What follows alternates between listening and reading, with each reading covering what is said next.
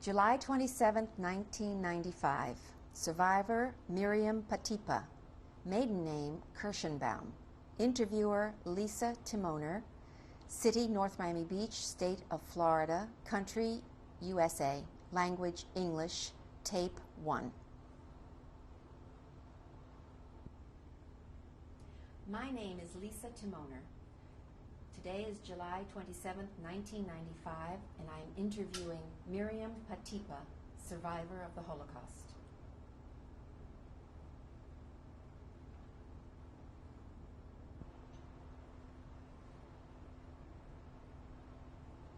Mrs. Patipa, tell us where you were born and when you were born and what your name was when you were born. My name was Miriam Kirschenbaum, Mary Patipa. I had a nickname, Mariška. I was born in Dolho, Czechoslovakia. At that time, it was Dovhe, May 15, 1927. And what was your family life like? Okay, I come from a large family. I was the youngest child. My mother had 8 daughters and 1 son. There was a twin in the family. Can you tell me their names? Sure. From beginning, Mm-hmm. Malka, Helena, Ignaz, which was my only brother, Berta, Shari, Pearl, Margit, Eva, and me, Miriam. And who were the twins? Pearl and Margit. And your mother and father, their names? My father's name was Benjamin. My mother's name was Hannah Goldenberg. They also came from a large family. So you had a lot of relatives. Yes, we did. Just so happened my brother got married and his wife was Hannah Kirschenbaum. Same name as your mother. Yes, and also Kirschenbaum as our family name. And did that mean that your mother's name had to be changed a little bit? No, but in the Jewish religion, they don't like to have, the same name, so they added a name for mother, Alta. But you knew my mother as Hannah. And so you had lots of aunts and uncles living nearby? We had a large family. Unfortunately, a lot of them, most of them, got wiped out in Auschwitz, in the concentration camps. What was your religious life like? Well, we were Orthodox. My mother was very religious. Of course, she wore a peruke. She had shaved hair. My father had a beard. Every Friday, the beard got shorter and shorter. But we were very religious. We had a lady who came in the house to light fire and do everything on Shabbos. You mean a non-Jew? A non-Jew, of course. Again, like I said, I had uncles who wore, those kittles and very religious. My grandfather supposedly had a long white beard, which I don't remember, but my sisters tell me about it.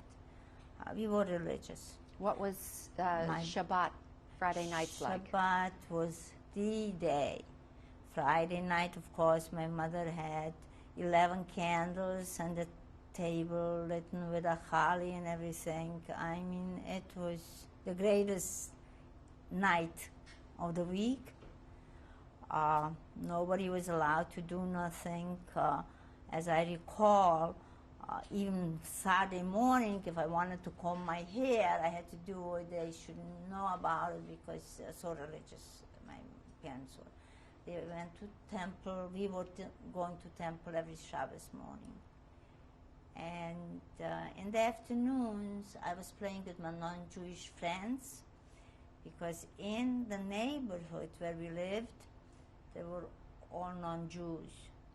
When I went to school, I was playing with my Jewish friends.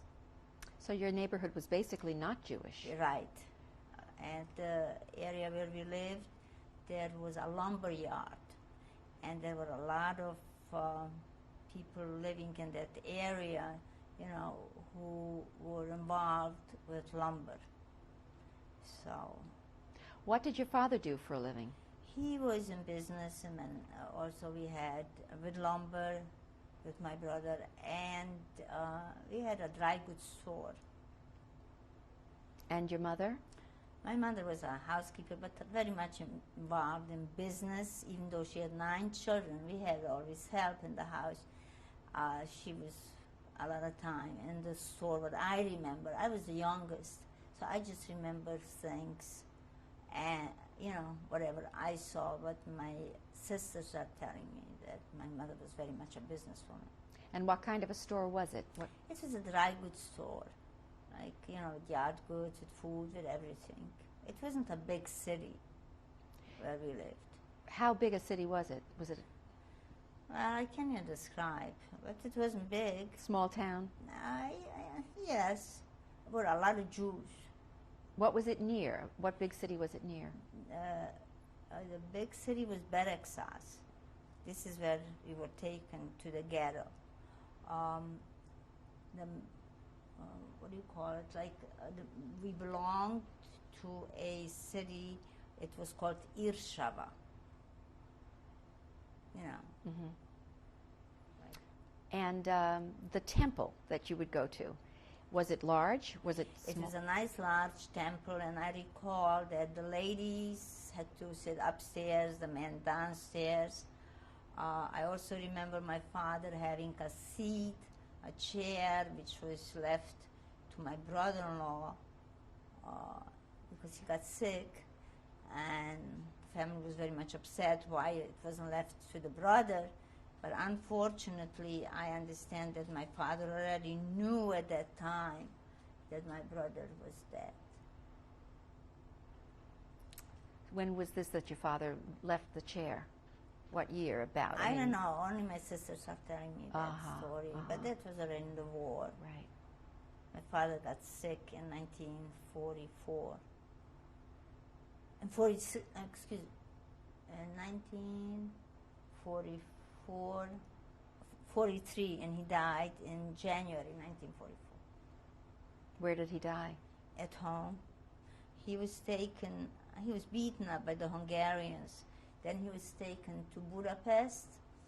They operated on him, opened him up, and right away closed him up. He had cancer. And they brought him home. He died in January 11th, 1944. And he took us to the ghetto in April 29th, 1944, and then to Auschwitz. So he died before any of this happened? 3 months before. Did he see the danger coming before he died? Oh yes, because we already wore at that time yellow stars. We were already curfewed. By 6 o'clock, Jews were not allowed to go on the street. And he was so sick. I had a cousin who was a doctor. He was afraid to come and give him a shot. He needed morphine. So my uncle came, my mother's brother, through like little places where people couldn't see him, to give him that shot because he was in such a pain. Terrible. Back to your childhood, though. Now, school. Tell us about school. Okay, I went to kindergarten, Czech. There were 3 kinds of schools: Czech, Slovak, and Russian. I went to Czech school in kindergarten. Then I went to regular school, Czech, not Slovak, Czech. When the Czechs left, it was in 1938 or 39, exactly I don't remember, the Ukrainian came in. It's Russian. So I went to Russian school. It wasn't for a long time. They left, and the Hungarians came in, and I was transferred to Hungarian school. How did the atmosphere change from Czech to Russian to Hungarian? It wasn't too much of a change. The Czechs, when they left, of course, my friends left because they were all like the highfalutins, and they had to leave right away. Also, the teachers who used to come to our house, they were very friendly with my family. They had left. So it wasn't too long that the Ukrainians were there. But once the Hungarians came, then really the trouble started. My mother was very friendly with all the non-Jewish people. They would always stop in our house, and she was very friendly with everybody. So she had a lot of friends who left? We had a very warm home. Mm-hmm. Everybody stopped in our house, and everybody found happiness in our home. That's what I remember. Of course, I was the youngest child with a lot of love and being a little bit spoiled because the youngest little girl, you know. And mostly I was spoiled by my brother because Saturday after lunch, like everybody would sit and say the prayers, which I'll get into it later on, how I wrote a book about it. I would remain sitting with him, and he would teach me Hebrew, how to read and write. And of course, he bribed me with a piece of chocolate. And this is how I learned Hebrew. So I was really his little girl. Wonderful memories. Wonderful memories and painful memories. And this is love, what I got, I'm giving to my children.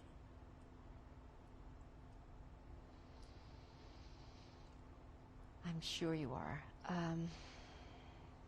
So life was happy when you were a little girl, it sounds ideal. My life was very happy. I always loved beauty. I remember like today, I would always go around cleaning, and when it came like afternoon, I would get dressed, always pretty clothes, and playing with flowers, and always doing something. Always doing something. I was a very good student. I was playing with my friends, which were the non-Jewish friends. One was, they were the Notar's children. And those kids had a nanny. Just so happened she was a German woman. And she gave them German lessons. So I was getting the lessons with them. So this is how I learned German. And you like to learn? I was very active. Was there ever any antisemitism from? Yes. And I could give you a very good example. Let's say when it came Christmas time, of course, all my non-Jewish friends were preparing for Christmas with that big Christmas tree with all the gifts and everything. And I came home one day, I said to my mother, why can I get all these gifts, what Tamara and Mira is getting? So, of course, I got a gift every Christmas under the tree. I was allowed to get the gift, but when it came dinner time, when Jesus supposedly entered into their house, me as a Jew, they said, you Jewish girl, go home, because you're going to have our Christmas dinner now. I accepted it. I mean, your friends would have a present for you under the tree. I had a present now. Who got that present? I don't know if my mother gave that present or them, but I did get my present. Under the friend's tree? Under the Christmas tree. And then the friends sent you home? When it came dinner time, I had to go. It was like, today I remember those days. And I did have a lot of non-Jewish friends. Just so happened, I found out a couple of weeks ago, my cousin was here from Australia, that she visited home. I never went back to Czechoslovakia after the war. And she found a girlfriend of mine who is still alive. I would like to see her. Just so happened her family were very anti-Semitic when the war came. Were they Czech? They were Schwabs. Schwabs were like Slovaks, and they were bad. They But she was able to educated. be your friend. I mean, you didn't... Well, because we play. I mean, it was like house next to the house. You know, we were all friends. Mhm. So And then you went on to high school? I went to high school. That was already in Hungary. Realistically, if I recall, Russia was still there. I went to high school. But when they took me away to the concentration camp, for some reason, how, when, and when, I knew how to type. Not that good, but I found my words, you know, on a typewriter. And when I came home after the concentration camp, I went right away to school. And I tried to educate myself further. I worked in a city hall. There was only one Jewish girl accepted, and I was the one. And this is after the war? After the war. When And I did you, worked in the- when did you first feel the danger? When did you first notice things getting really bad? Okay. The first thing, when I had to wear the yellow star, and I had to walk by the Hungarian house, building, and they all yelled, "Jew, go home." How old were you? That was in 1930, it was 1941. It was in 1941, I think. So you it were- was 1927. I was young. I was maybe 13, 14. Mhm. But even then, I recall, making that yellow star so pretty. It should look pretty on me. And you had to wear it. Oh yes, we did. We had to wear the yellow star. The men wore it on their sleeve, and we wore it right on our chest. You made it pretty, but how did it make you feel? How could you feel if you're marked as a Jew? Can't feel good. Did you see other incidents of cruelty? I saw In those early times? a lot of cruelty. I recall my brother-in-law being taken to work camp, and then he came home to visit his family, and the Hungarians took him and undressed him. Not that I saw it, but I heard, and they beat him terribly. I mean, one thing what I do recall is a lot of fear. Never in my life was I as free to say that I'm a Jew until I didn't come to the United States. Even in Israel, I was afraid to say that I'm a Jew, because that fear remained in you. It took time, Yes. a long time. Yes, it did. So, being a teenager was when the times got tough for you. Well, I really didn't have a childhood to say that what other girls go through today, this I did. I was a popular little girl. I had if you want to go into it, I had a boyfriend. I mean, in school I was very popular. I had a boyfriend who was older than me, and he was in Budapest, Hungary. And I sent him pictures of me. And my sister was here, and she reminded me that, like, every week I would write him a letter and put in a little flower, and I sent him 3 pictures of me. In the back of the pictures are remarks, like, on one of them, look how handsome I would be if I would be your boyfriend. I dressed up as a boy. And the second picture is I'm standing under a tree and I'm saying, I'm waiting for you. When are you coming back? And the third picture is with a little chicken. And then I have pictures where I was playing with dolls. I had a playhouse. I was a very happy child. Those pictures came from this Gentile girl who is from Czechoslovakia, who had left when the Czechs left. But I found out that she was looking for me after the war. So in Israel, on the radio, they heard that somebody's looking for Mariska Kirschenbaum. So my sister from Israel called me and told me, Mira Petrovska is in Sweden and she's looking for you. Here, this and this is the address. So I located her.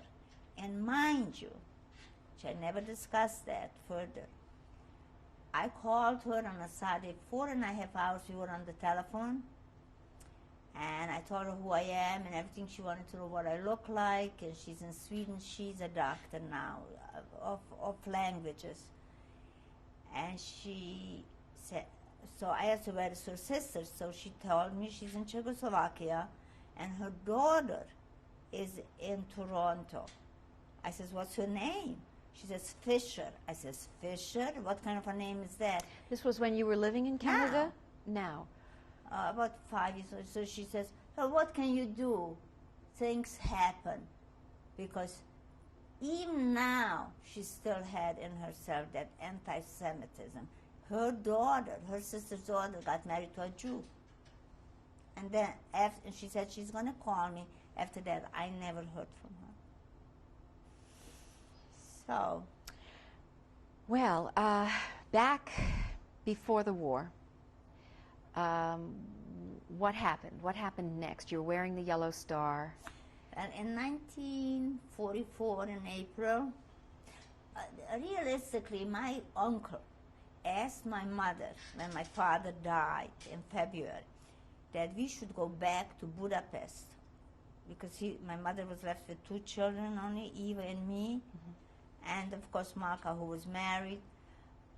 My 3 sisters were in Budapest. Berta, Pearl, and Margit. So he says, you have nothing to do here. Your husband is dead. Why don't you go to Budapest and live with your kids? So my mother got mad. She says, what is it? Do you want to take away all my wealth and send me away? So that was it. We remained in Czechoslovakia.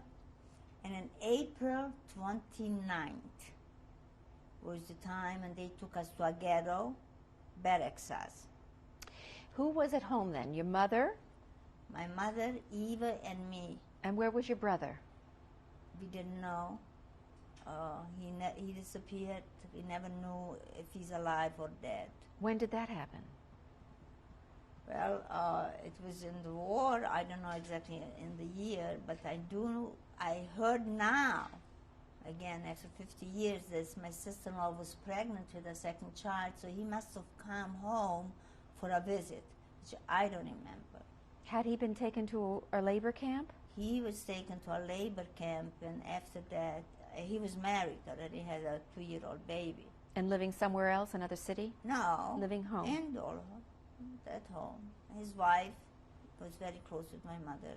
So he never was heard from after the labor camp? No, we tried to locate and find him. We never heard from him. We don't know, in a concentration camp or whatever. So your mother... He was very special. Your mother, yes, I know. Your mother and Eva and you. Me. And Malka was married with her child. And living where? In Dolho. And her husband was in also work camp. He returned after the war and he married. I had 2 daughters. He lived in Dolho, but then he went to Israel and died there. And 3 sisters were in Budapest. They were in Budapest. They were hiding on non-Jewish papers. Then they were caught and they were put in a ghetto. What I know is one, Margit, she was caught. Her name from Kirschbaum, I saw her passport, Kirsch. She was hiding in the place where she was working. and they caught her, and I don't know, they were taking her like from one city to another and hiding. Pearl was hiding in the woods, and Blanca, Berta, we call her Blanca, she was in the ghetto. Which one? In Budapest. And after the war, they were going like supposedly every day looking for us if anybody was alive, because everybody told them this, they saw us, but they didn't know where we are. So they were going to the train station, and they didn't find us. Then my sister Eva went back to Budapest, and she found my sister Berta, and she brought her back to Czechoslovakia to me, and this is how we met. But they would not let me go home. They So always protected the baby, and I never saw Dolha again. Did you not have another sister? Let's see. There Shari. were three in Hungary, 3 in Budapest. You and Eva, that's 5. And Malka is Malka, 6, right? and Shari is 7. Where was Shari? She was in Prague, and she got married in 1941 to her husband. His name was Krauthammer. He was a Polish Jew, supposedly very intelligent. He had a doctorate and a lawyer. They were taken to Theresienstadt. From there, we never heard from them, but we did get a card from Lublin. In the card was saying, "We are very hungry, please send us food." And I recall as a little girl my mother packing a package with bread. She baked a bread. We never heard from them again. Then I was in Prague, and a gentleman saw me, and he overheard my name, Kirschenbaum. So he says, "Did you have a sister, Sharika?" I says, "Yes." He says, "You don't resemble her." But I was her, at the wedding, the best man. She could have survived had she have run away. But she said, "With my husband, I came, and with my husband, I'll die." And she never came back. You know where she died? As far as what we know is Lublin. This is as far we go. Mrs. Patipa, tell Yes. me about Helena. That's the one sister we haven't heard about yet. Okay, Helena was the second one from the oldest. She lived in Olomouc, that's Moravia. She met her husband there. His name was Karl Fleischer. Handsome, good-looking man. She got married. I recall her writing home a letter that she wants to go to Israel. They left with a ship which was called Patria. It was already, I recall, it was like in 1939. At that time, Israel was still under the English regime. They would not allow that ship getting into Haifa. So they bombed the ship. The ship sunk, all her belongings sunk, and unfortunately she was the one who didn't know how to swim. But I understand this, she held onto a board, and the board brought her up, and this is how she survived, of course, with her husband. They were taken, they lived in Haifa. My brother-in-law, as a Czech, went to the army, to the English army, to England, left her in Haifa. He was there in the English army. I don't know if he visited her, but I think he did. She was getting money, and of course she saved it all, because when it was the war over, he asked her to come back to Czechoslovakia. He was pretty wealthy. He had a factory a tie factory, and his family was wealthy, and they didn't come back. So she said she did not drown for Israel to go back to Czechoslovakia. He went to the ministerium in Prague and found out that part of the family is alive, and especially he teased her with the youngest sister, and that was me. And he said that if you don't want to come for me, come for your small sister. So she didn't want to accept it. Then he told her, if you're not coming back, I'm not going to give you a divorce, and I'm not going back to Israel, so choose one between the two. Good enough, she came back to Czechoslovakia. She lived in Olomouc. I went to see her. She had a little boy in June 1947. This is why she's not in my wedding picture, because the baby was so small. And I visited her very often. She was a very good sister. But she lived the war years in Israel. Yes, and she lived in Czechoslovakia till 1940. And we left in 1949 to 1947. When did we go to Israel? 1948. She came to Israel in 1949, and I had. So she came back to Israel. Back to Israel. They bought a beautiful home, and they lived in Israel until now. They have one son, Benny. He has 4 children.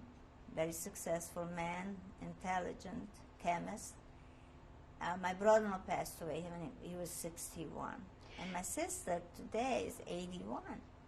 Tell me something. When she left on the Patria, Yes. that if you're right, and it was 1939, If I remember.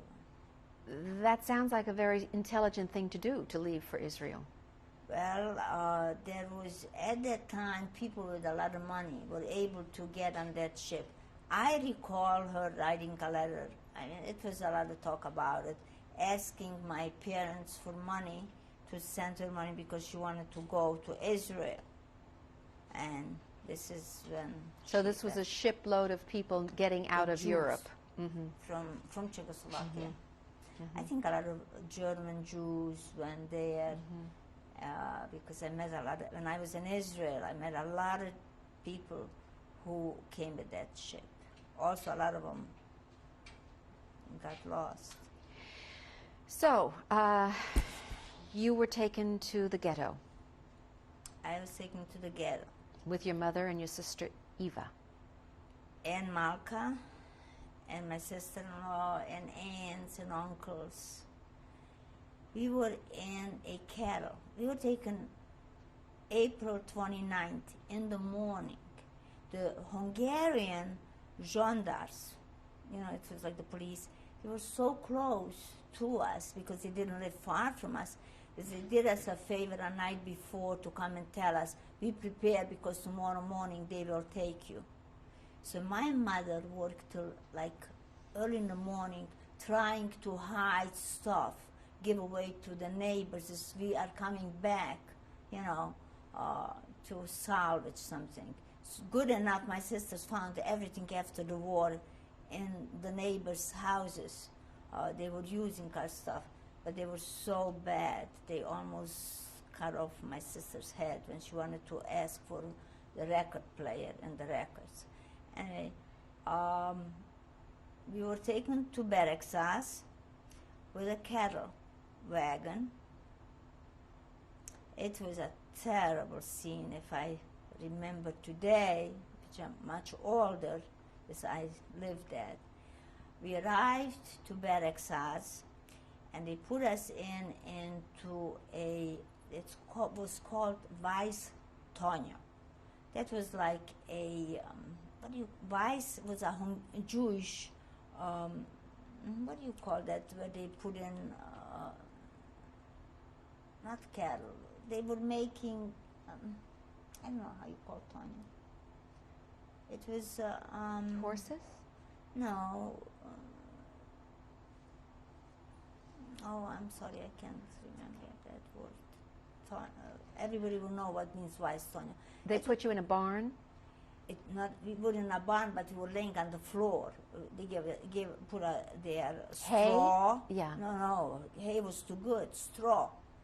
So anything you could take with you, you were allowed to take from home. And I recall my mother, like 2 weeks before, making toast, bread in the oven, baking, and putting it into a sack. This we're gonna take that food with us. Did they tell you where you were going, how long you'd be gone? They didn't say nothing. Nothing did they say. Only this friend of mine, his mother said to my mother, she said, Hannah, they're talking. My husband came home one day, he had a meeting, so all the Jews will be taken out of the town. She says, if you want, I'll hide you in the attic or in the cellar. So my mother says, what are you talking crazy? I'm not going to leave my children. I mean, we didn't believe it. How could you believe it? Well, good enough, they did take us away then. But they did us a favor. We were the only Jews really in town. We could say that the Hungarians allowed for my mother, that Slovaks should take us, take everything in a wagon up to the train station. And we got into that train, I mean, it was really a carol. It was not a train. We got to Beregszáz, and they walked us into that Weistonia. It was a long walk from the train station. And they told us just to make ourselves comfortable and be there. And my cousin, the doctor, he had like for sick people, a place. So I walked up to him. I was a little girl, and I said, can I help you? And he gave me a white band with a red cross, and I felt so important. I was like a nurse, Anyway, we were there 2 weeks. What year was this? 1944, in April, and I remember the day, April 29th. We didn't know much. We just knew a lot of trouble, no food, nothing, whatever we had. But my mother was so generous and so religious that, believe it or not, she took away from her children the food. We were getting, she had eggs. She would bring it to the rabbi Thursday night, that he should have that boiled egg to eat. This is while you were in the ghetto? In ghetto. And then they took us May 15, 1944, to Auschwitz. And that was my birthday. And I recall like today, it was a big deal, my birthday. My mother gave me a krona, 1 krona. I loved money. At that time they had krona. And my sister gave me a flower, and she put it on my pillow. And then they took us to Auschwitz. We were there in that cattle. They warned us, anything and everything what you could take with you or on you, this is what you're going to remain with. I put so many dresses on me that you have no idea.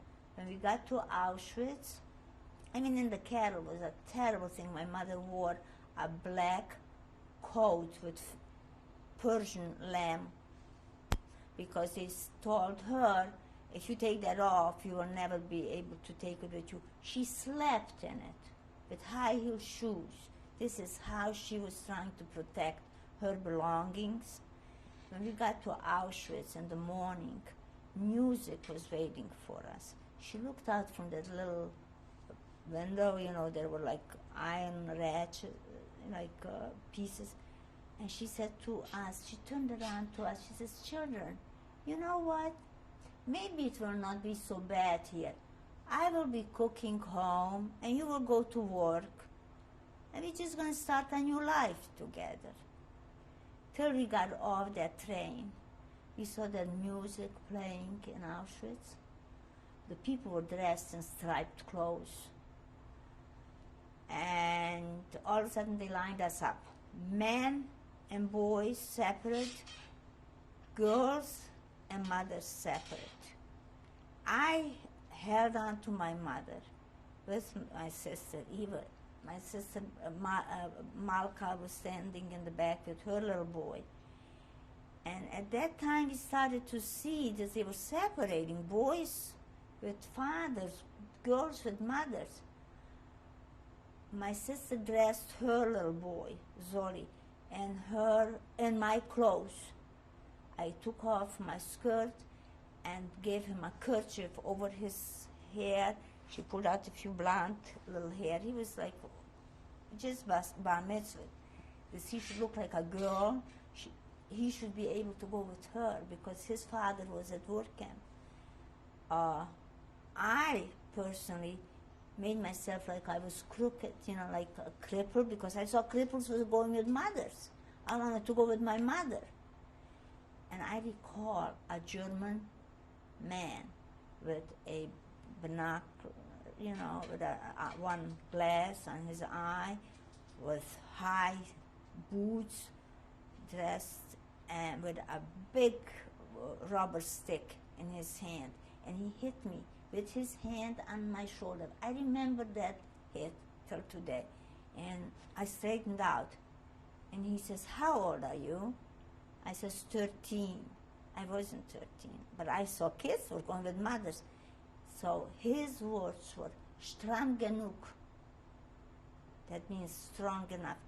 And this is when he separated me from my mother. And my mother Who was that man? Mengele, supposedly. This is what I was taught. I walked away with Eva, with my sister, who was 3 years older than me. My mother turned around. I saw her face, and she said, "Take care of this child." Those were her last words to me. To Eva, to take care of you. I was always her child. Then, Now, your mother was sent then. I don't know. Did she I have- asked. They said they're going to put them. Can I have water? Sure.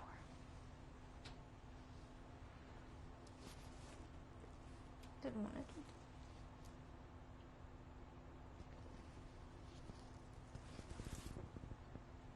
They had said that the older people will be going with a wagon, with a bus, because they can't walk.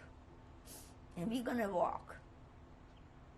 So, of course, this is as much as I knew. They lined us all up on a very big place, like a shopping center, we would say, a big place. Nothing was there except one house, long barrack. And they said to us, "You stay here, and everybody take out a needle and a thread and sew on your initials and your belongings. Take everything off you can, just leave one dress on you. And sew on, your initials. Because when you come back, you leave everything on that place. When you come back, you'll find everything." All day long, we were sewing on our initials. Well, good enough. I mean, that is something very gross. I don't think I want to talk about it, what I saw. You want to go on? Let me take this off. I was standing in the line with my girlfriend, and I saw a man standing on a table, being shaved, through the window. This is the first time I saw a man. Look it up. A man, undressed. So I showed it to my girlfriend. We were laughing. Anyway, good enough, late at night already. They took us into that room, and they told us, take everything off. Just take a toothbrush, a comb, and your shoes with you. Leave everything on the bench. And we did. I lost my sister at that time because there was hundreds and hundreds of people in that one big room. There were just wooden benches. They took us into a big hall, cold, ice cold, I remember like today. We were standing there in the line. Of course, they took away everything what we held in our hands, toothbrush and the comb and the shoes, and they started to shave us. Well, when I saw my beautiful long brown hair being shaved, and a German SS walking by me with a German shepherd, I was in the nude and jumping on me and smelling me. I was so scared. The dog was? Yeah, and the German was just laughing. So we were just standing, and then I hear somebody talking in Slovak to somebody. Oh, they don't know what's waiting for them. But anyway, once we were shaved and taken away, we were lined up again. We were taken into another room, and there where they they disinfected us. We were nude. They gave us a gray dress with nothing more. I walked out of the room, and there were a lot of us. I didn't see my sister. I didn't recognize nobody. We were all shaved completely. All of a sudden, I'm standing next to one girl, and I said to her, "Who are you?" And she looks at me. She says, "Who are you?" I says, "I'm Mariska Kirschenbaum." And she started to laugh and cry. And she says, "I'm your sister Eva." She had half a head completely shaved, and half a head, like half an inch hair, because, they didn't shave her completely. Anyway, so I said to her, "Eva, if we lose each other again, I'm just going to pull your hair. So you should know it's me."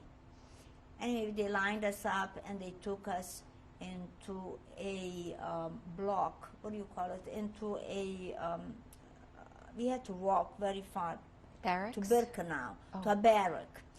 It was barrack 19, and there was 5 or 3, I can't recall, like, they call that koya, like, beds from wood. And they gave us a gray blanket, and they said, "This is where you're going to be." So, of course, everybody was just clinging to each other, mother, daughter, sister.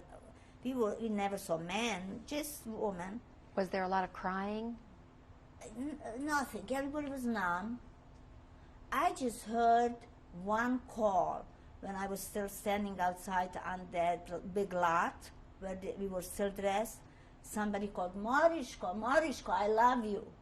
And I didn't know who it was, and that was a friend of mine. He was already shaved and dressed in a striped outfit. But he recognized me. I didn't recognize him because he didn't look already like him. That was it. Then, late at night, I walked up to one girl. She was a Polish girl. I remember like today. She was a short little thing. And I said to her, "Could you please tell me, when will I see my mother?" She says, "You want to see your mother?" I says, "Yes, please." She says, "Come, I'll show you your mother." She took me by my hand. She walked me to the door. I mean, it was wood, it was just not wood on the floor, just, what do you call it, clay. And she says, "Look, do you smell this smell? Do you see that fire burning?" I says, "Yes." She says, "This is where your mother is burning now." Well, I went into a shock. I went back to lay down, and there was those 2 sisters. They found their sister-in-law, who was there from Slovakia. She was there already 2 years. And she found out this. They brought us, the Hungarian Jews. They ran to the crematorium They thought that they will still save their mother. She came back, she says, I was too late. She's burned already. They were going to save your mother. Her mother. Her mother. My mother was gone. I never saw my mother again.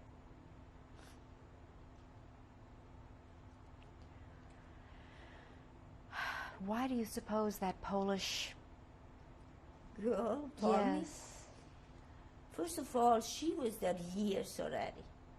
She was the house couple. They were very rude, they were very hard, they were very bitter that we were taken in 44. You know, we were the last ones. We were, what I read today, we could have still been alive had of America helped us. Because at that time, they wanted to trade people for, I don't know, trucks or something. We were taken in the last troop.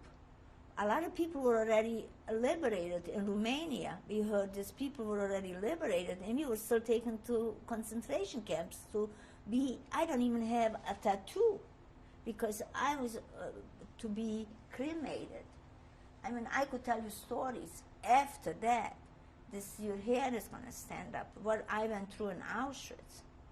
Every single day, they counted us. Okay, we needed to stay 5 people in a line.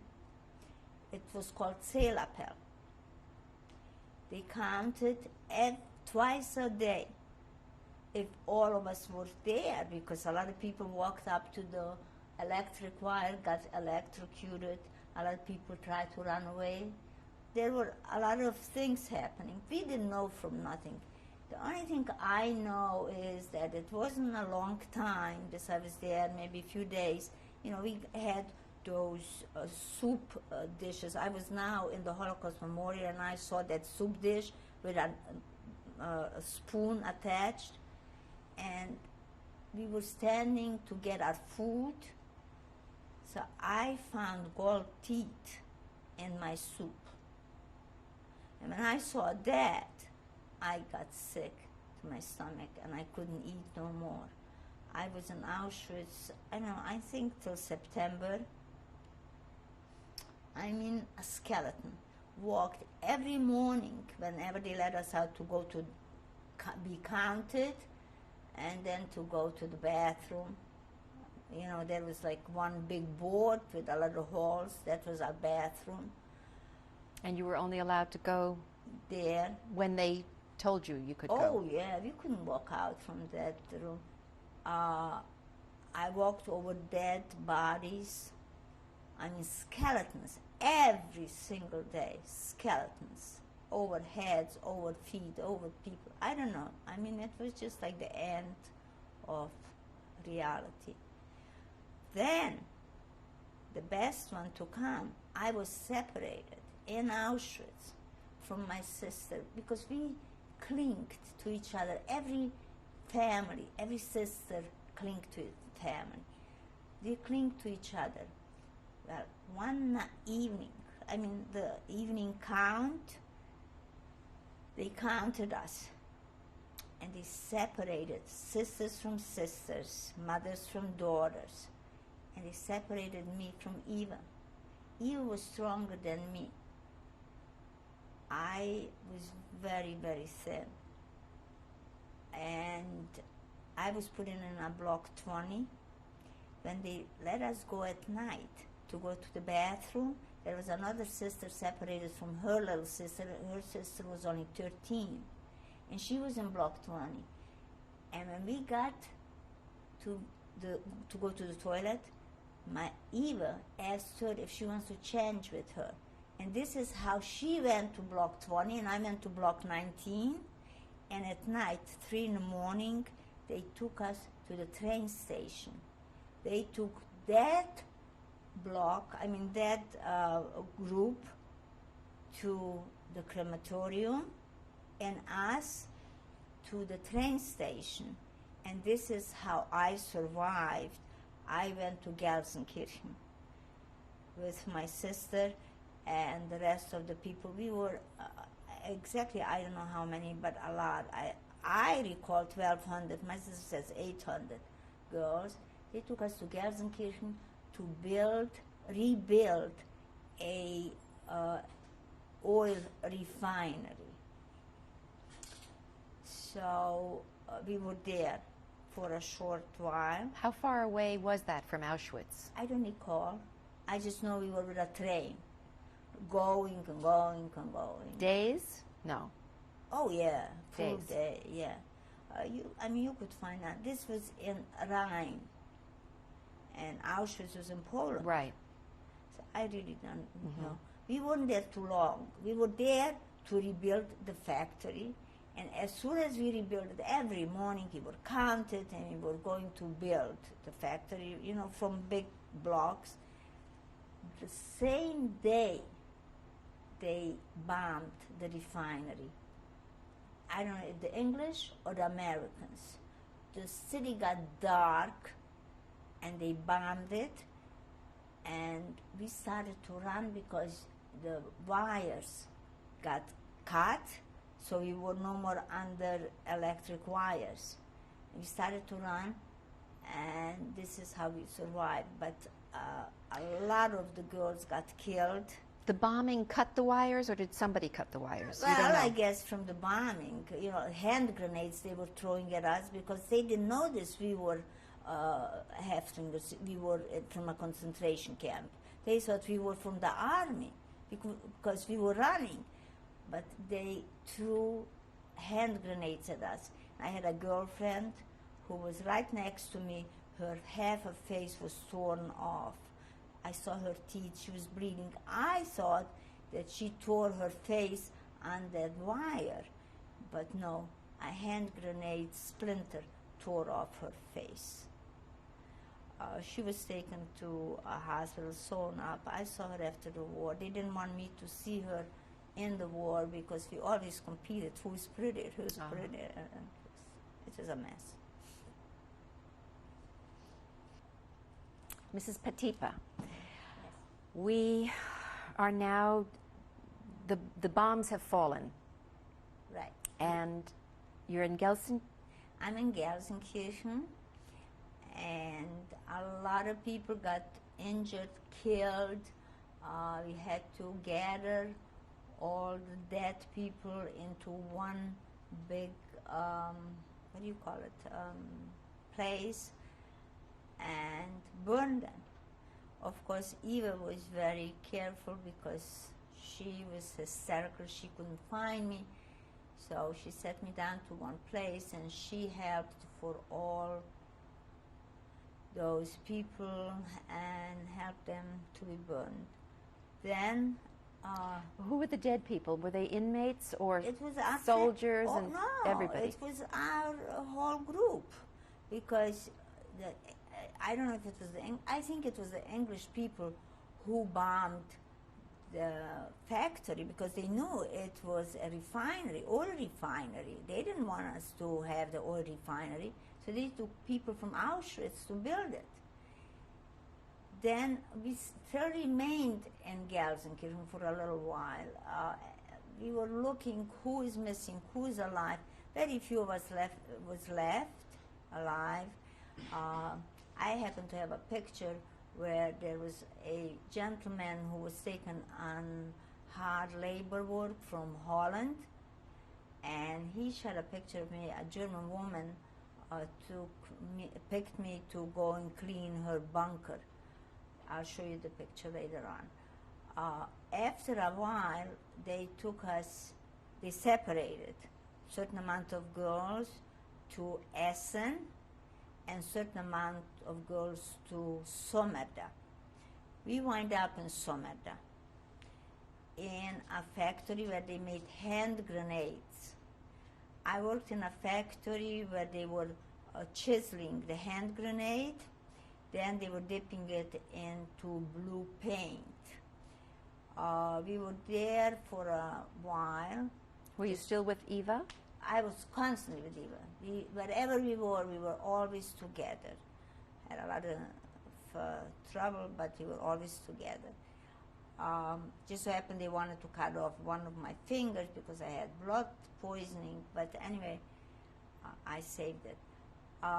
Then we were taken to another place to unload from a big ship, big blocks to build something. I can't recall what. You mean after you made the... Then we were in Someda. In Someda. There happened something to me very terrible. This is why I bring it up. We were walking to the Hafen. How you call Hafen? You know, where the ships arrive? The harbor? The harbor. And we were 5 in a lane because they called it, 5 girls had to walk in a lane. So we held one to each other. And I saw a green leaf. It was called rhubarb. I ran out of the lane and I tore off that piece of rhubarb. I was very hungry. And a German, a redhead, he was hitting the girls wherever he was able to hit. And he saw me holding that rhubarb in my hand. He never hit me, mind you. He walked up straight like you're sitting in front of me and stood in front of me and said to me, "Bite in it, you dirty Jew, and I'll shoot you." And I had it right next to my mouth. I already almost bitten. This lady who stood next to me, she tore it out of my hand and threw it down on the floor. And he says, "You dirty Jew, you could have been killed." And this is how I survived. Then another incident happened the same day. I found water running, on the street. And I was so thirsty, so I found a can. And I wanted to drink that water. So I put it to my mouth, and she came from the back, a German SS woman. She hit my head. I cut my face. And I never drank that water. I mean, certain things I cannot even discuss what happened. Because, it was a year, one whole year of torture. So you were still making hand grenades? We were in Someda, we were making hand grenades. Right. At that time, what I'm telling you, we Right. were working on that, what do you call it, where the ships came in. How long were you in Someda? Someda, we weren't too long. We worked for Cooper Company. You know Cooper? In Germany, they make coffee makers and all that. Krupps? Krupp. Krupp. Krupp's company. Then they took us away from there because the English and Americans were starting to close up on us. So they took us to a different camp. I cannot remember where. My sister got cramps and she was operated, mind you.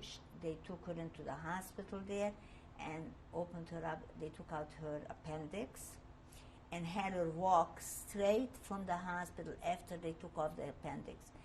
She came to the camp. I ran to ask if they should give her something, to tie herself down because it was open. They beat me up. They didn't give her nothing. Anyway, she survived. Who were you asking? I was asking the Stubner tester, a German man, because a Jewish girl was there working in her name was Anushka. She worked in the, where they were fixing shoes. We called it the Schuster Anushka. Our own girls did plenty of trouble.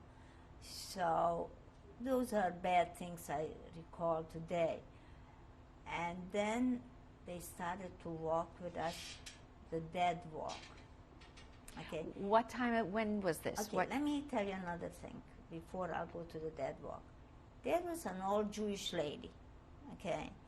She was with us in Auschwitz. Her name was Mrs. Goldstein. She had a daughter my age, and she somehow brought in a Jewish small prayer book under her bosom. And I saw her praying whenever the bombs were falling over our head.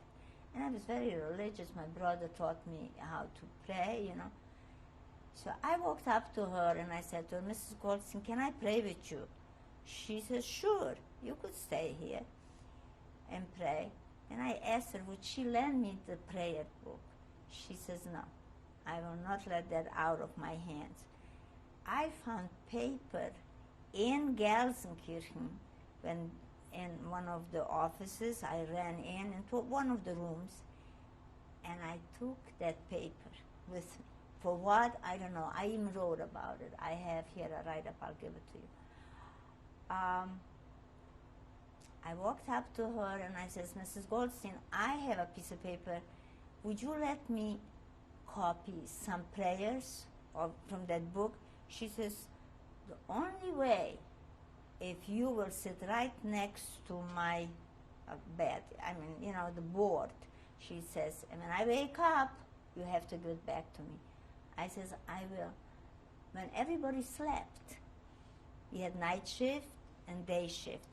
I sat all day long and wrote the prayers. I have there benchen, which I don't know why, because benchen you do after food, after you eat. Nobody ate. Krishmalainen, Lamnatsaya, Animamin. Now that prayer, every time the bombs were falling over our heads, we prayed. I begged my sister to pray with me. She says, you keep on praying. I'm going to go to the place where they were throwing out, you know, food, like they were cleaning up carrots and things like this. She says, I'll go and I'll bring food. So she was putting in food into her shirt, tied herself around with a rope, and brought some raw fruit. Anyway, this is how much I cared, you know, nothing but... Did you ever ask the old lady how she managed to save that book? Yes, she told me. She said, under her bosom. She says, I'll never let loose of it. I don't know if she's alive. I heard she was in Israel. But everybody talked about this book because I went and I found a piece of cardboard and I painted that cardboard with my fingers with blue hand grenade paint. And I carried this book with me all the way till end of the war.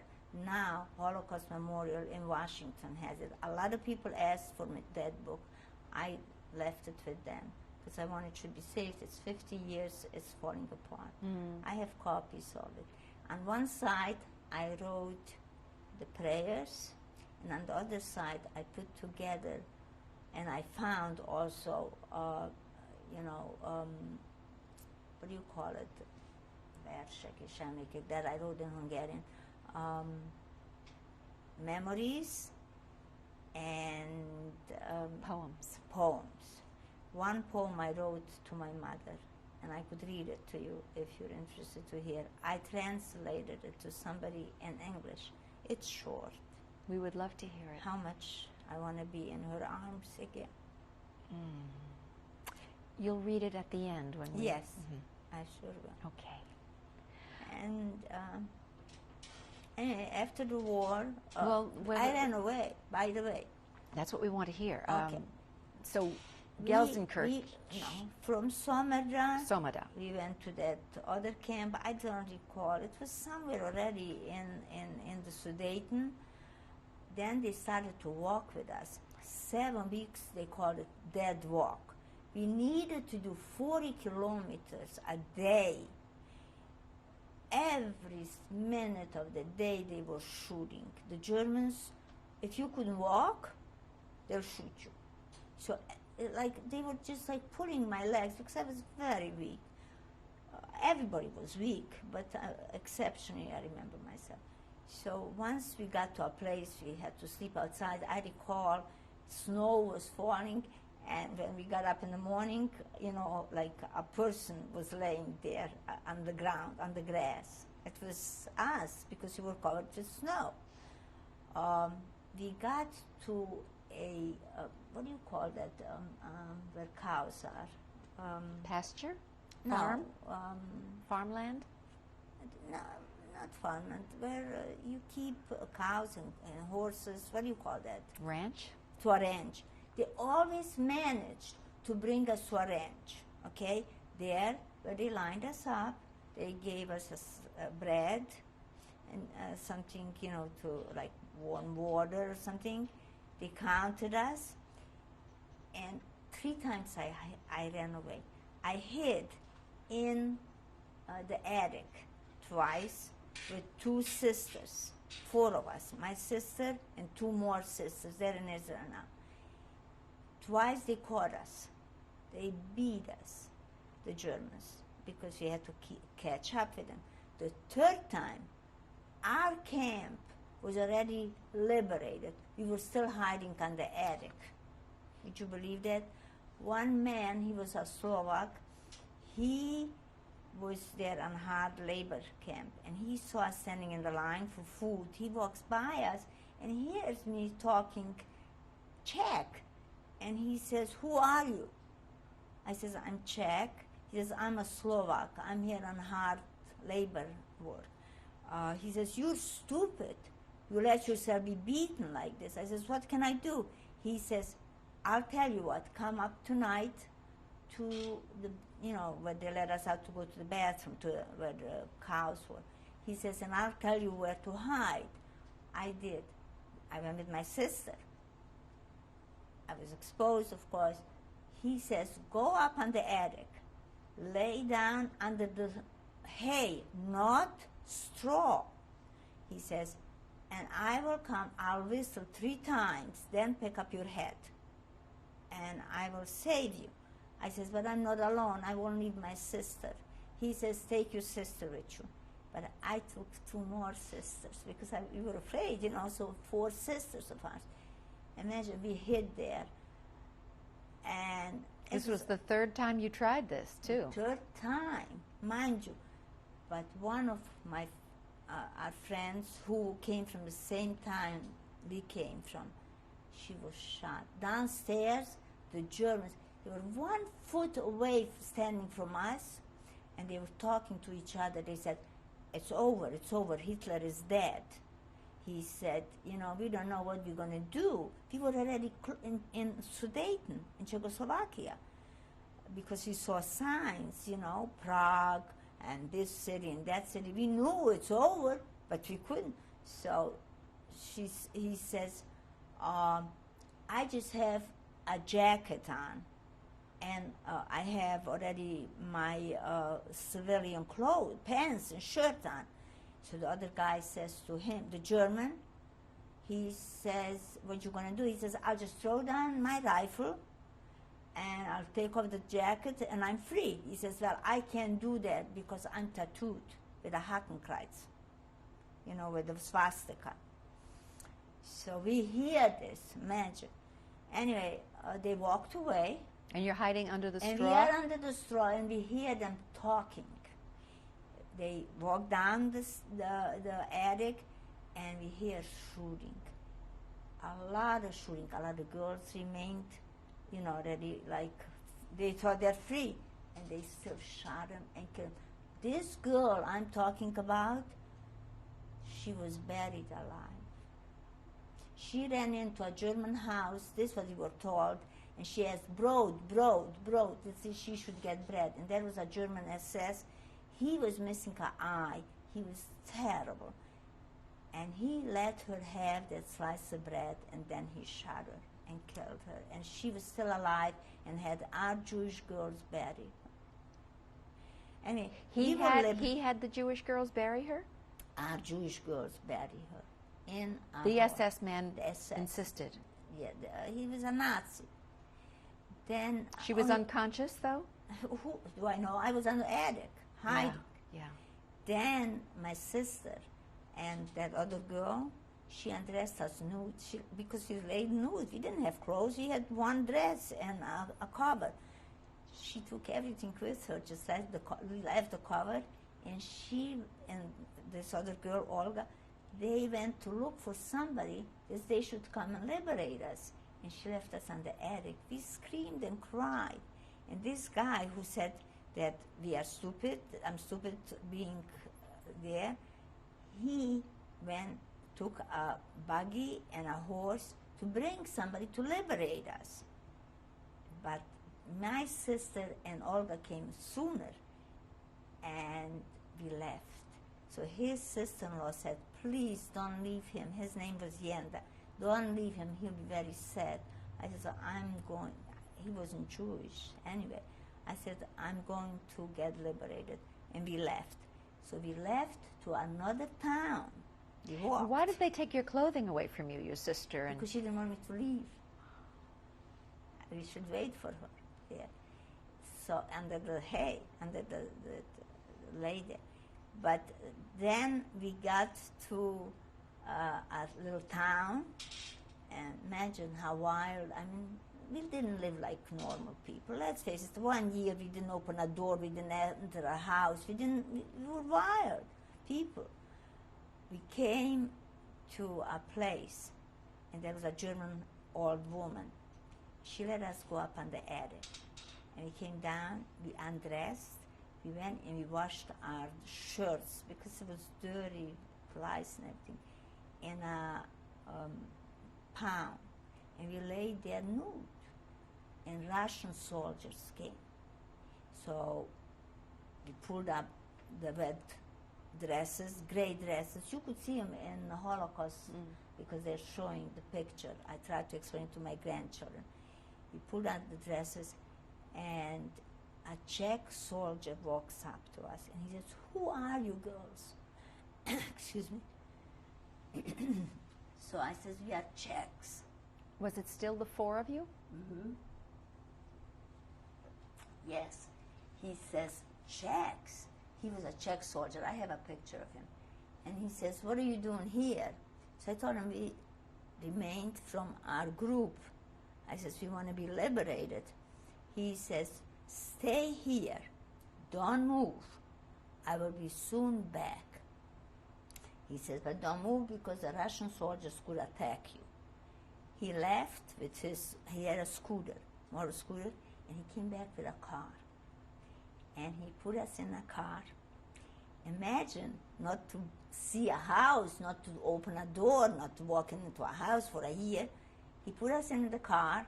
I'm sitting in the car in the back of my sister's lap. There's four of us, and I'm jumping. And I see myself in the mirror all of a sudden, and I see this man is crying. Tears. I pulled back, and I shook, like, oh my God, he could see me. And he brought us to a city, it's called Jihle, in Czechoslovakia. He took us to a mayor's house, and he told him who we are, that we are girls from a concentration camp, and so forth, to do something with us. So he said he'll leave us overnight, and he'll find us a home. Well, he did. They took us to the city hall, and from the city hall, they took us to a doctor to check us because we were sworn. I have a shoe, size 41. It was like a 9.5 men's size shoe because we were barefoot and nude. So he took us to this doctor. This doctor started to examine us, and as I told you, I was examined and got hurt. He thought we were abused by the Germans, but no, absolutely. So then they gave us a test. They wanted to put us in a sanatorium. You know what a sanatorium is. I didn't want to go. I wanted to go home to look for my mother. I didn't want to believe my mother is dead. So they took us and gave us a test. They wanted to see if we are normal. So they picked the 3 girls to go and count eggs. And they gave me a test, and they put me to work in an office. So he says, this one could pass. So I worked in an office for only like a week. He came every minute of the day. His name was Yarda. And my sister picked herself up and went to Budapest with Olga, left her sister in Czechoslovakia with me, and found my sisters in Budapest because they went every day to the train station because everybody said, we saw them, but we don't know if they're alive. They disappeared. And then she brought my sister to Czechoslovakia from Budapest. And this is how my life started. She took care of me. I stayed with her I met my husband. I mean, this friend of mine who hid the pictures came to look for me. He went home first. He was in Auschwitz. He brought me the pictures. I didn't want it. I met my husband. I had to go with him for a year and a half. My sister wouldn't let me marry him. I was so young. And So you four sisters, the two sets Six. of sisters. Six. No, I meant the two girls that you were liberated with. yes, You were taken in the car and you were liberated. yes. Did you need official liberation? No, nobody looked for nothing. All we knew is the Germans had that. I recall walking on the street and those Germans, had belongings and everything, like they were like on the street. And they said, who are they? What do they look like? What is this? These are not normal people, And I spoke German. So I says, we are normal. I said, we are from a concentration camp. And they said, let's stay away from them. The Germans, the Nazis. I mean, What were you wearing? gray dresses. Still. I had that gray dress. I don't have a tattoo because I was supposed to be put into the crematorium, but I had a number. And my number was a number before my sister's number because my sister always put me up front, Eva.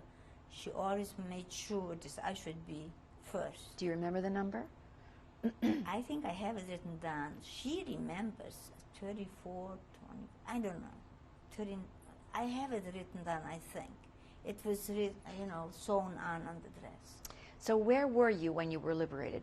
In Czechoslovakia. Czechoslovakia. And then you went... Then I went to, from Žihle. You see, this Yarda came every day. He used to bring us food and everything. And then there was a Jewish attorney who lost a leg. And he came to the city hall. And he saw me there and he asked, who's this girl? And they said, she's a Jewish girl from a concentration camp. He says, I have a home for her. And he came to ask if I would go to his house. He didn't have a leg. And he brought me a bunch of strawberries. And I didn't want. I said, no, I don't want. So then my sister Eva brought Berta from Budapest. She was engaged, mind you, in Budapest. She brought her to Czechoslovakia. And when Yarda saw her, he says, you don't need me no more. You have your older sister. But there is a whole story with this Yarda. He was a non-Jewish guy. He was a married man. He had a wife and a child. And his wife and the child gave herself over to a German. And he was in the army. And when he found us, he always treated me different. And I asked him once, I said, Yardo, why do you treat me different than the rest of the girls? He says, one day I'll tell you. And he wouldn't. He always brought me gifts, more than them. Where did you meet him, Yardo? He found me on the attic. He found us on the attic. Uh-huh. So when I got married, I went to visit my girlfriend, Vlasta, the 4 girls. And she says to me, who would you like to see the most in your life? I says, no. I lived in Ash, she lives in Heb. I says, no. She says, yes, he's a banker. And she called him to the bank, and she says, Yado, stop in my store. He stopped, and I hid under the cabinet. And I hid under the cabinet. He says, I want to see Mariška. And I stood up, and he saw me. Then he asked me, I should go up, and he wants to tell me a story. And he told me the story. He had a wife and a child. His wife went with a German, and when he found me, he found his child, and he wanted to take me. But he says, I didn't want to go. I says, I'm Jewish, and you're not. And then I introduced him to my husband. And he told my husband, take good care of her, because I'm the one who saved her. That's true. And the man who took you in the car, the Czech soldier, that was the same man. He came up and he brought back a car. He went and brought a car. He saw I 4 see. girls, nude girls there. He was scared as the Russians will attack us. But you see, that is afterwards. That is already the end of the story. The real story is the beating, the torture, the Germans counting us, beating us, hitting us, having black and blue marks, being called Jew, being scared only because I was born to a Jewish family. I mean, this is what I'm trying to protect. This is what I'm trying to teach my children. I put them into Hebrew Academy. I taught them everything what a Jew has to know. Judaism is a very hard life to live, and we are not protecting it. How do you mean we're not protecting it? We are not protecting it in a way that I feel that today, even though I'm not that active, because it hurts, but I feel we have to teach our children to know that a Jewish child should marry a Jewish boy. I fought a lot with my 2 sons who were educated in other countries, that one thing they should know: I will never let in a non-Jewish girl into this house. Because I was brought up, and I could have married a non-Jewish guy. There was nobody who could stop me. That's it. So, Mrs. Patipa, the war is over and you're in Czechoslovakia and you meet your husband. I'm in Czechoslovakia, and I worked in a city hall. One Jewish girl. What city was it? Ústí nad Labem. In Sudeten, it was called Aussicht an die Elbe. I went with a group of friends for dinner and a dance. There was one boy who would have never married me because he had papers to come to the United States, and that was a big deal. My husband was there, and a friend recognized him. Of course, good-looking boy. And he came. In Czechoslovakia, they don't ask you, do you want to come and dance with me or something. They just walk up and ask the boy, would he allow you to to go dance with me? And he said, sure, take her dancing. He took me dancing, he introduced himself. He was very shy, didn't say much, introduced himself, asked me where I lived, and we danced a tango, and he took me back, and that was it. Here I sit down, and of course all the people looked at me, and I said to this friend of mine, I says, please don't let me go dance again with this good-looking guy. He doesn't talk. Good enough, the second dance came, and he came again. And his friend came in front of him. Anyway, he took me dancing again. And that was it. The next day, another friend of mine came.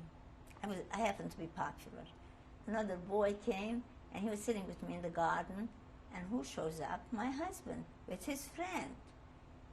And they asked me to go to a movie. So I went with 3 boys to a movie. And then they threw a coin, who's going to take me home? Of course, my husband. And by streetcar, he took me home. We didn't talk much. Anyway, he told me about himself. And I told my sister, Blanca, Berta, about him. And of course, first thing was, what is he doing? Is he rich? Is he this? Because everybody looked for that. I didn't have a mother, father, nothing. We didn't see each other for a week. Then he came every day. And it was he came by streetcar. And he came to my office. And we went out together for 3 months. After 3 months, my sister told him, you're not going to marry my sister. You're too young. And she needs somebody who should take care of her. And they wouldn't let me go out with him. How old was he? My husband was only 21. and he came home from a war. It was 19, yeah. So, to make the story short, we went out for a year and a half, on and off, and then we got married. It's a long story, but... and where did you get married? Where were you? We got married in... it was not far from USC. I don't remember the town, because his sister was engaged, and she got married. And I told him, if she's getting married, I want to get married the same day. So we got married, 3 weddings in the same time. We got married, and we went to Auschwitz. Auschwitz was on a border from Germany, Czechoslovakia and Germany. And my husband was very much involved with Judaism, and he was taking people with the bricha over the border to Germany, and they went to Israel. And then he it went was to the easy. Haganah. Excuse me. It was easier to get to Israel from Germany. Oh, sure. My cousin came to ask me to go with him to over the border to Germany, and I could come to the United States. I had an uncle in Detroit, so I didn't want to leave because I didn't want to leave my clothes. So you need to go, I suppose, to the American sector in Germany, or what sector would you go to after the war? We never went to Germany. Oh, I mean the people My who would go husband to just Israel. took them over the border. I don't know what happened to the people. The people went to the Zionists, you know, they were waiting for them. That was made up. They're going to wait for them and take them to Israel. So what did you do next, you and your husband? We stayed in Czechoslovakia till 1948, December. As I told you, my husband went to the Haganah. I visited my sister in Olomouc, in Austria. He met me there. Then in 1948, in December, we went to Italy. We took all our belongings, and we went to Italy, Rome. And from there, Naples, Napoli. From there, we took a ship. It's called Caserta. We went to Israel. We got to Haifa, and they put us into like a ghetto, Beit Olim. They took my husband to the army, and I remained in Beit Olim. We had some money from Czechoslovakia, which came later, and I went to Netanya. I lived in a small little room up on an attic in a hotel. I was pregnant. And then I had my baby. My sisters all came from Czechoslovakia because they all had to leave because communism started, and the communists were taking away all the businesses. Our business in Czechoslovakia was still on our name, but my brother-in-law, his brother, Herman, who's in Sweden, was running the business. What kind of a business was it? Men's clothing. They took, at night, 1 o'clock at night, they took him over the border because somebody said they coming to take him into jail. So we were in Israel till 1951 in Netanya, the worst time. Everything was with coupons, no food. I had no food to feed my baby. I nursed him for a year with blood, no food, not to be believed. Very hard life. Then we came to Canada, and from Canada, we lived there 4.5 years. We opened a business, it was okay.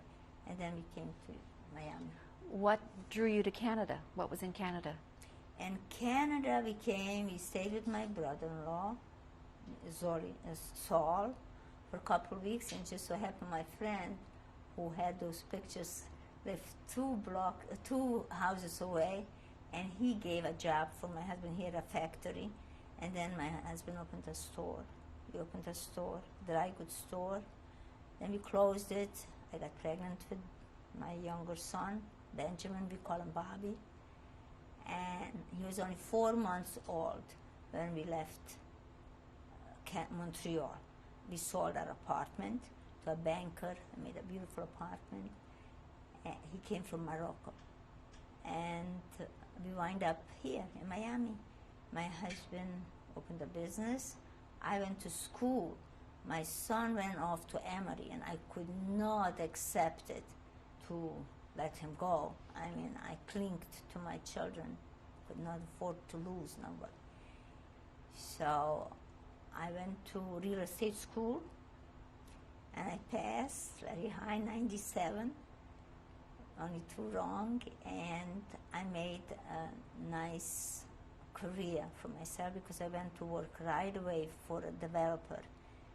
And all I worked is for 2 developers in 22 years, and I was successful. Bought a house, then we built 3 more houses since then. This is one of them. And do you have grandchildren? We have 2 beautiful granddaughters. One is Leah and one is Elizabeth. Of course, in Jewish, we gave Elizabeth a name after my husband's brother Ezra and my sister Malka. But you call her Elizabeth. And Leah has a name after her mother's father because she didn't have a father.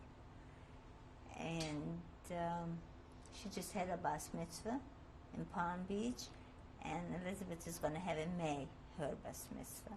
And my son is a very successful ophthalmologist. He's an oculoplastic surgeon. And Benjamin is a pediatrician. He is now with Herex, hearing aids. He likes that better. Well, tell me something before we say thank you and tell you what a captivating story you told us today. What message would you leave of the whole experience that you went through? One message, that everybody should look for today and for tomorrow. Don't look back, because it hurts. And respect the eldest, and make sure to take good care of your family, mother, father, and everybody. And don't carry hatred, even though I have to say that when I hear German, it hurts. It brings a lot of memories back. And this is all I could say. And I wish there's more and more survivors would talk about their past, because there is a much more to say than I said today. Thank you. Nothing more. And if you want, I will read you my poem, Yes. which I wrote to my mother. We do want to hear that. Okay. Thank you.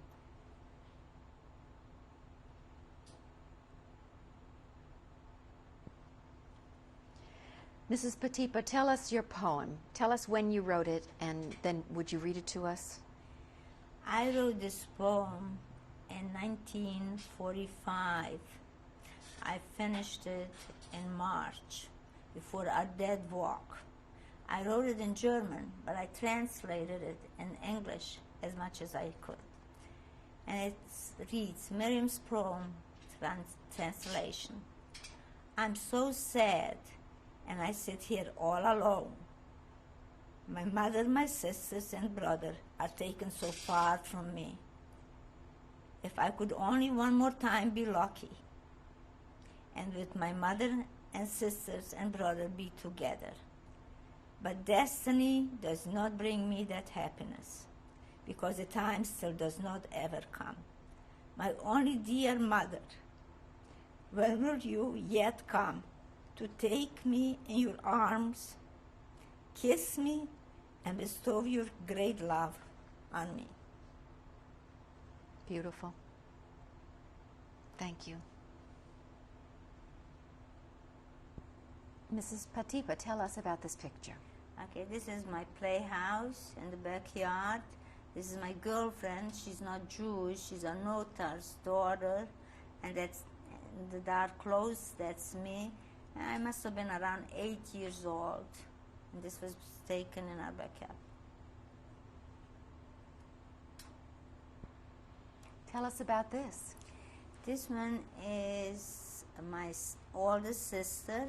Her name is Malka. She married, her married name was Fixler. and next to her is Pearl, my other sister, who is one of the twins with Margit. And that's also in our backyard, and you could see roses in the garden. Malka was killed in Auschwitz with her son.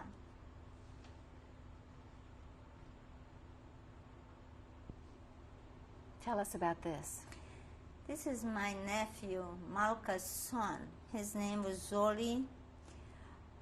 He's standing in front of our store.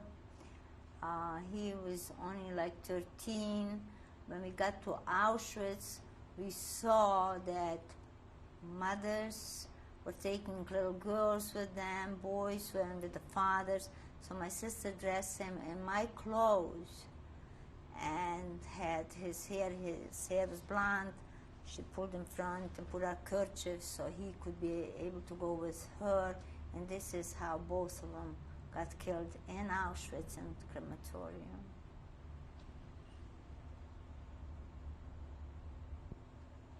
Tell us about this picture. This is my second oldest sister. Her name is Helena. We call her Aranka. Her husband's name was Karl Fleischer. She got married in Olomouc, Moravia. She went with a ship called Patria from Czechoslovakia to Israel. I don't know if you remember, the English did not allow that ship to park in Haifa. They bombed it, but she survived. And today she has a son by name Benjamin, after my father's name. Her husband, unfortunately, is dead. He had joined the English army. He went back to England from Israel, and she still lives in Israel. And this? This is my only brother. His name was Ignaz. He's in a Czech uniform. He was taken to work camp, and we never know where he got killed. He was married, had a baby, which I'm going to show you the picture of him, and he was something special. Can't tell more, only very intelligent, special, very knowledgeable. And that's all I could say. He went with his wife for 14 years before he married her.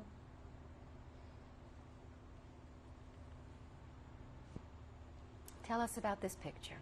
This is also my brother and his wife. It's on a Saturday afternoon. They're having a glass of beer in their backyard. As you could see, he's wearing a hat. He was religious, and my sister-in-law has a kerchief because she was also religious. I found out only now, after the war, that she was pregnant with the second baby, and they took her to Auschwitz and killed them with the baby together.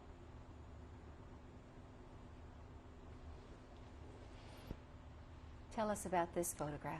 This is my brother's little baby boy. It's in their backyard. His name was Chaim Hersh. They named him after my grandfather.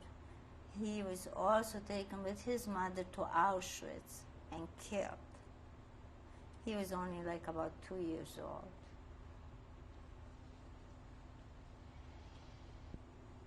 And this photograph. This photograph, this is my sister Shari. She lived in Prague. She met her husband there. We never met him. We know of him. His name was Krauthammer. He had a doctorate degree and also an attorney. She was very special. She played music. All I could say is she was a very special person. She went to Lublin. This was the last time we heard from her. I mean, this is where they took her to the concentration camp. We never heard from her again. She got killed right there. And this? This is Pearl. She's one of the twins with Margit and her husband, Bela Markovitz. They lived in Bolivia. Unfortunately, her husband passed away. She has 2 daughters, and they moved to Argentina. And this is where she lives now. She was hiding in Hungary, in Budapest, in the woods, in the war.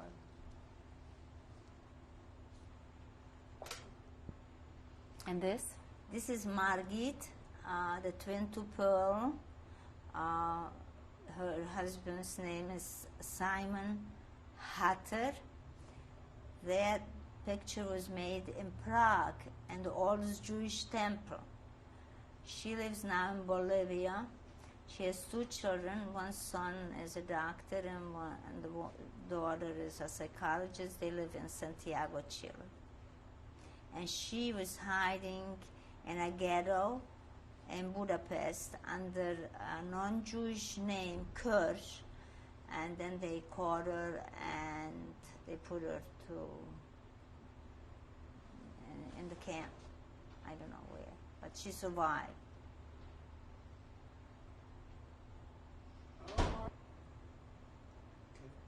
And this photograph? This is Eva. Her name is now Kirchner. She married her husband. Just so happened this picture was also made in Prague in the Jewish temple. She lives in Miami. She has 2 children. She's the one who was with me in Auschwitz, and she's the one who really saved my life all along, because she would not let loose. She was everywhere with me up to the end of the war.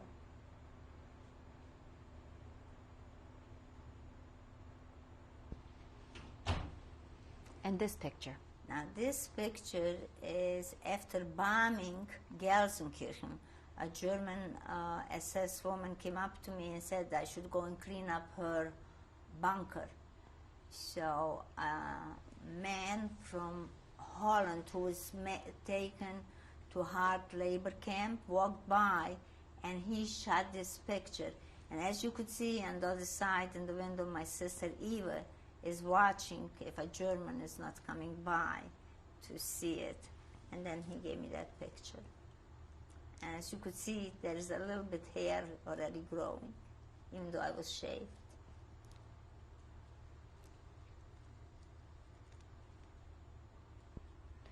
Who is this?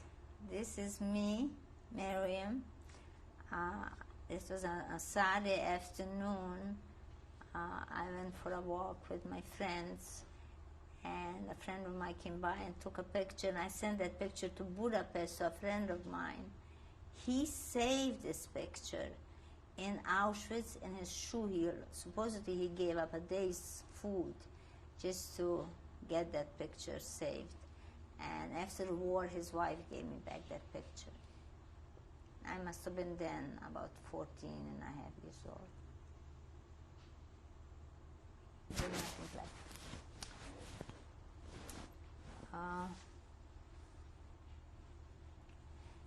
This is the backyard of our house.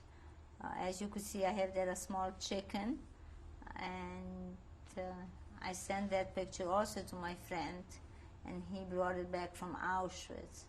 So it means to me a lot, because I could remember every move I made at home. What were the buildings there? In the backyard, there is one place where we had another house, and also for wood lumber where it was placed, and the other side is where we had for our cows, for the animals place.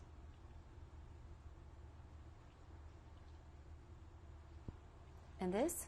Now this picture was also in Auschwitz. I sent it to a friend, this friend of mine. Somebody visited us, and I took his men's clothing and I put it on, and I wrote in the back for my friend this, "Look what a good-looking friend you would have if I would be a boy." And of course he saved it, and his wife gave me back that picture.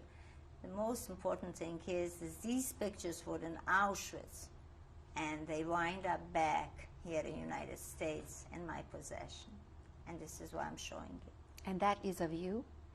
That view. That is you? That is me. That's me, all right. That's in the backyard, and as you could see, there is lumber on the floor, what we had on the ground.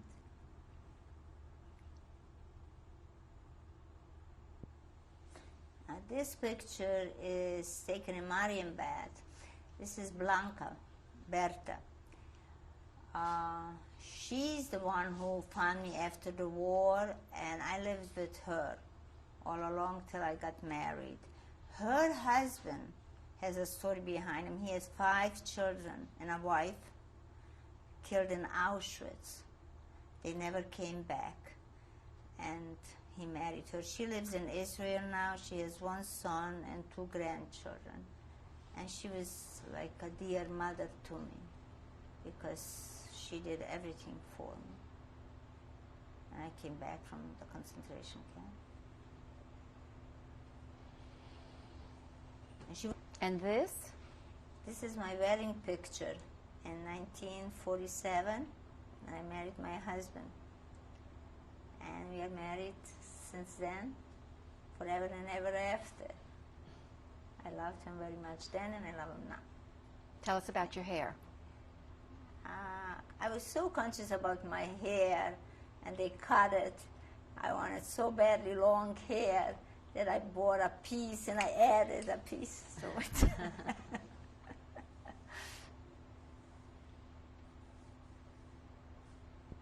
Tell us about this picture. This picture was made in March 1995.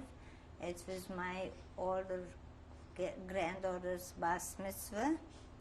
And as you could see from the right, that's my oldest son, Michael, his wife, Bonnie, Leah, the bas mitzvah girl, me, my husband, Gene, Lizzie, and my son, Benjamin, and his future wife, Marla.